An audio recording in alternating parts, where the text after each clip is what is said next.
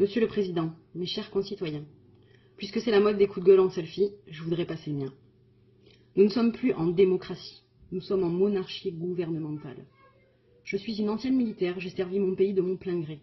J'ai 3 médailles militaires et je n'ai jamais été reconnue révolutionnaire, et c'est sans parti politique ou religieux que je m'exprime.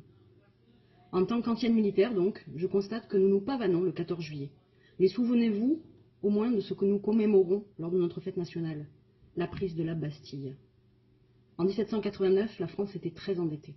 Alors que Louis XVI tentait d'instaurer un nouvel impôt, le peuple est entré en résistance. Les mesures prises par la royauté pour contrer cette défiance entraînèrent la Révolution française et la symbolique prise de la Bastille. À cette époque, les paysans devaient 1/10 de leur récolte. Les gens payaient la dîme, la taille ou la gabelle, bref, des impôts. Aujourd'hui, nous avons une 50aine d'impôts obligatoires. Il y en avait 44 en 2009, vous pouvez vérifier. Prenons quelques exemples. Pour un travail aux 35 heures en 2018, le SMIC brut est de 1 498,47 €. Le SMIC net, 1 149,07 €. Presque 350 € d'impôts, avant même de toucher son salaire. Soit près de 24%. On est loin des 1/10 de 1789. S'ensuit les impôts sur le revenu, bientôt à la source. C'est bien, comme ça, au cas où on a décidé de se rebeller et en ne payant pas nos impôts, l'État, il se sert quand même. La TVA sur tout. La taxe foncière, pour ceux qui ont la chance d'être propriétaires. Le jour offert par solidarité. Les droits de succession, ce que j'appelle l'impôt sur la mort d'un proche. La taxe d'habitation. Ah oui, la taxe d'habitation. Les électeurs de M. Macron s'étaient réjouis. Personnellement, je payais 24 € mensuels. Avec cette déduction, je passe à 58 € par mois, le double. Avec une petite régularisation de 278 € à payer avant les fêtes. Augmentation due à ma commune, m'a-t-on dit. Heureusement que je bénéficie des 6 € de réduction de M. Macron. La CSG, la CRDS, qui soit dit au passage est la contribution pour le remboursement de la dette sociale. La taxe carburant qui fait déborder le vase. M. Macron souhaite aider les personnes qui travaillent loin par une indemnité kilométrique payée par les communes ou les employeurs. Laissez-moi rire. Il va encore faire payer certains patrons au bord du redressement judiciaire pour se payer un nouveau service en porcelaine. Vous nous prenez pour des lapins 6 semaines. Je viens d'entendre un économiste à la radio. Il était lui-même embêté de ne pas pouvoir affirmer que cette hausse profiterait à l'écologie.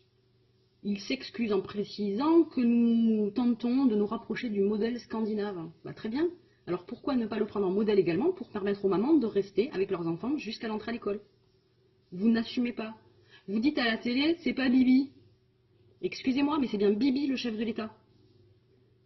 La taxe d'assainissement, les droits de douane, les prélèvements de 2% sur les revenus du patrimoine et du produit de placement. Au cas où avec tout ça, tu arrives à épargner un peu, v'lan, des impôts. Mais ne vous inquiétez pas, le gouvernement fait baisser, voire supprime l'ISF, le seul qui l'embêtait vraiment en fait. Ah non, il a aussi supprimé le crédit d'impôt pour la transition énergétique. Alors, il faut être écolo, mais si on supprime ce genre de carottes et qu'on rajoute des taxes, ça devient une écologie punitive. Comment voulez-vous ensuite demander aux foyers de faire du tri sélectif? Entre les taxes des ordures ménagères et tous ces faux pas, les gens pensent que l'État gère l'écologie et qu'ils n'ont pas besoin de le faire chez eux. Quand j'ai pris un parental, je touchais 385 € par mois de la CAF. Mais j'avais l'aide au logement, j'étais non imposable pour les revenus et la taxe d'habitation, j'avais une aide pour l'énergie et pour la mutuelle, et j'ai même eu l'aide des associations pour nous nourrir. Aujourd'hui, je travaille, j'ai bien entendu perdu toutes ces aides. Je paye la garde des enfants, matin, soir, mercredi, vacances. La cantine, le gasoil, j'ai besoin d'une voiture pour aller travailler. Je paye l'impôt sur le revenu, la fameuse taxe d'habitation. Et il me reste moins à la fin du mois qu'en restant à la maison. Heureusement que j'aime mon travail et que je ne suis pas une profiteuse. Mon mari, lui, il a bossé 20 ans dans le privé, où il avait cotisé. Il a acheté un magasin, au bout de 2 ans et demi, on a dû le fermer. À ce moment-là, il dépendait du RSI. 0 € de chômage, bulle. Mais pourquoi cotiser? Pourquoi travailler? Je ne vous parle pas de pouvoir d'achat, je vous parle de pouvoir de vivre. Monsieur le Président, vous nous mettez à sec, la colère gronde. Les hauts du gouvernement sont complètement déconnectés de notre vie. Il faudrait, comme en justice, des consultants du peuple.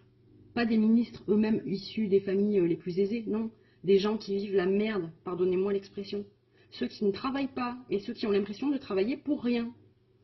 Les retraités se sentent méprisés, les maires démissionnent parce qu'ils ne peuvent plus gérer honorablement leurs administrés, les parents d'enfants handicapés menacent de se suicider, des gens meurent sous l'effondrement d'immeubles insalubres ou noyés dans leur maison, des profs démissionnent parce qu'ils ont peur de mourir. Je n'aimerais pas être à votre place, mais moi, je ne m'engage pas si je ne peux pas. Aujourd'hui, vous voulez honorer la mémoire de Pétain, parce qu'il était un bon soldat en 14-18. Alors, c'est peut-être un petit peu tiré par les cheveux, mais pourquoi pas honorer Ben Laden à la fête des pères? Parce qu'avant d'assassiner des milliers de personnes, il s'est bien occupé de cette dizaine d'enfants. Mais de quelle tête peuvent bien sortir toutes ces idées? Je ne le souhaite à personne. Mais à titre symbolique, souvenez-vous que pour moins que ça, en 1793, on a coupé la tête du roi.